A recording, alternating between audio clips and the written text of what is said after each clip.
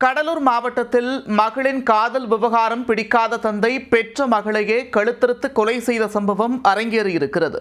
மகளின் காதல் விவகாரம் பெற்ற மகளை கொலை செய்யும் அளவிற்கு தந்தையை தூண்டிவிட்டது எப்படி? கடலூர் மாவட்டம் காட்டுமன்னார்கோவில் அருகே டி மடப்புரம் கிராமத்தைச் சேர்ந்தவர் 57 வயதான அர்ஜுனன்.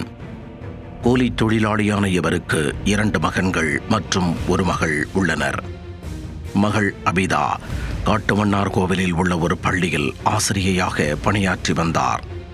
தந்தை அர்ஜுனன் மகளுக்கு திருமணம் முடிக்க கடந்த 2 ஆண்டுகளாக வரன் பார்த்து வந்துள்ளார். இந்நிலையில் அபிதாவுக்கு வேறு ஒரு ஆண் நண்பருடன் காதல் ஏற்பட்டுள்ளது.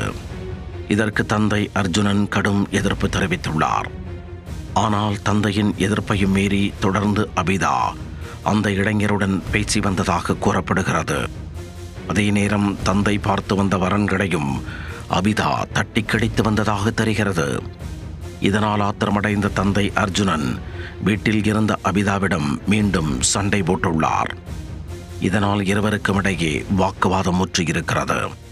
ஒரு கட்டத்தில் மகளின் அத்துமீறிய பேச்சை கேட்டு ஆத்திரம் தலைக்கேறிய அர்ஜுனன் பெற்ற மகள் என்றும் பாராமல் தான் மறைத்து வைத்திருந்த பேனா கத்தியை எடுத்து சற்றும் எதிர்பாராத சூழலில் அபிதாவின் கழுத்தில் இறக்கியுள்ளார்.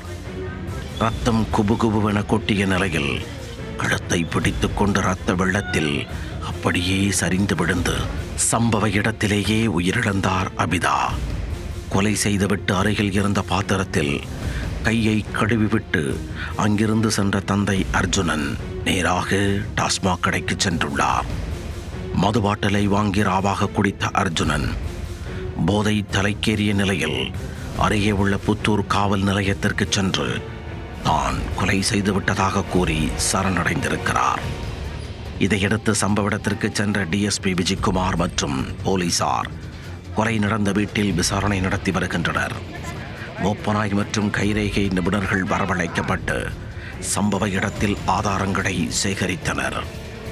மகளின் காதலை ஏற்காத தந்தை பெற்ற மகள் என்றும் பாராமல் கழுத்தை அறுத்து கொலை செய்த சம்பவம் அப்பகுதியில் பெரும் பரபரப்பை ஏற்படுத்தியுள்ளது.